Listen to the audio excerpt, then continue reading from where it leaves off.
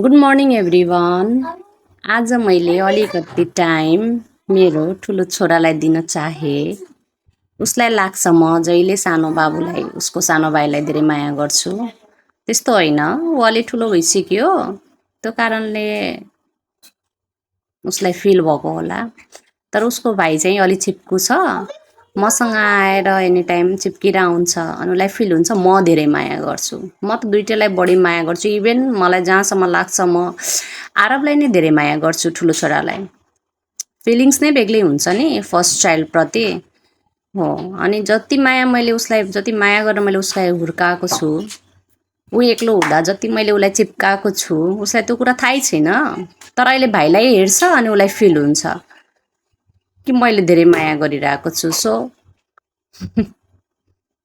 अनि उसले मलाई भन्छ किसी गर्नुहुन्न, मलाई हग गर्नुहुन्न। अनि उसलाई सम्झाउनु पर्छ नि बच्चाहरूलाई, जसरी जसरी ठुलो हुँदै जान्छ धेरै चिप्किनु हुँदैन, धेरै किसी गर्नु हुँदैन। अनि हामीले सानैदेखि हरेक कुरा सिकाउँदै गयौँ भने बच्चाले पनि सानैदेखि बुझ्ने हो।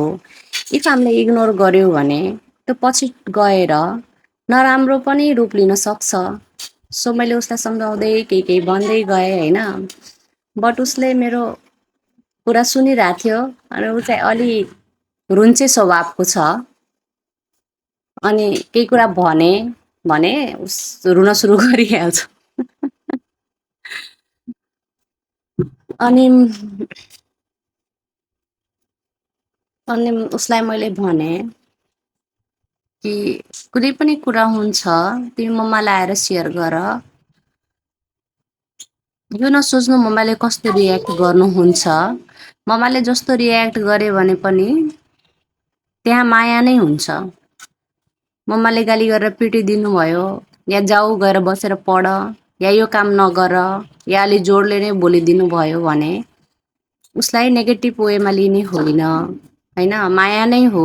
र सबसे पहिला सबै कुरा जे कुरा हुन्छ त्यो कुरा लुकाउने होइन, मम्मी पापालाई सेयर गर्ने भनेर सिकाइरहेको थिएँ। उसलाई चाहिँ मजाक लागिरहेको हुन्छ जहिले।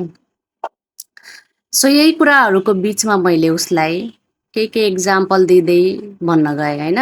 जस्तो कि अब सुन्तलाकै मैले एउटा एक्जाम्पल दिएँ मेरो छोरालाई। जस्तो सुन्तला छ नि, त्यो त धेरै सफ्ट फ्रुट हो, तर त्यसको जब बोक्रा ननिस्कुन्जेलसम्म सुन्तला अलि धेरै दिन टिक्छ। तर हामीले त्यो सुन्तलाको बोक्रालाई निकालेर सुन्तला मात्रै बाहिर राख्यौँ भने त्यो कति दिन टिक्छ त? त्यो त छिटै बिग्रिन्छ नि, त्यसको त कुनै कामै छैन। सो त्यही मैले भने सुन्तला भनेको तिमी हौ र सुन्तलाको जुन बाहिरको कभर बोक्रा छ नि त्यो आमा बुवा हो।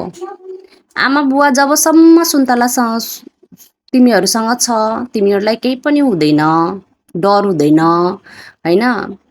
तिमीहरूको ब्याकबोन भनेकै तिमीहरूको आमा बुवा हो र सुन्तलाको ब्याकबोन भनेको सुन्तलाको बाहिरको बोक्रा हो। जसरी सुन्तलाको बोक्राले सुन्तलालाई कभर गरेर बचाउँछ, त्यसरी नै आमा बुवाले आफ्नो बालबच्चालाई बचाउने, राम्रो कुरा सिकाउने होइन। मेरो बेबी कसरी राम्रो गरोस्, राम्रो बिहेभियर ल्याओस् भनेर सिकाउने आमा बुवाकै काम हो। यहाँ मेरो अर्को छोरा पनि आइपुग्यो ब्रस गरेर। अनि मैले उसकै अगाडि भने कि उसलाई मैले गाली गरेँ भने तिमी हाँस्ने होइन, तिमीलाई गाली गरेँ भने तिमी हाँस्ने होइन, तिमीलाई माया गरेँ भने तिमी रुने होइन, तिमीलाई माया गरेँ भने तिमी रुने होइन। तिमीहरू दुवैजना भनेको मेरो दुईटा हात हो।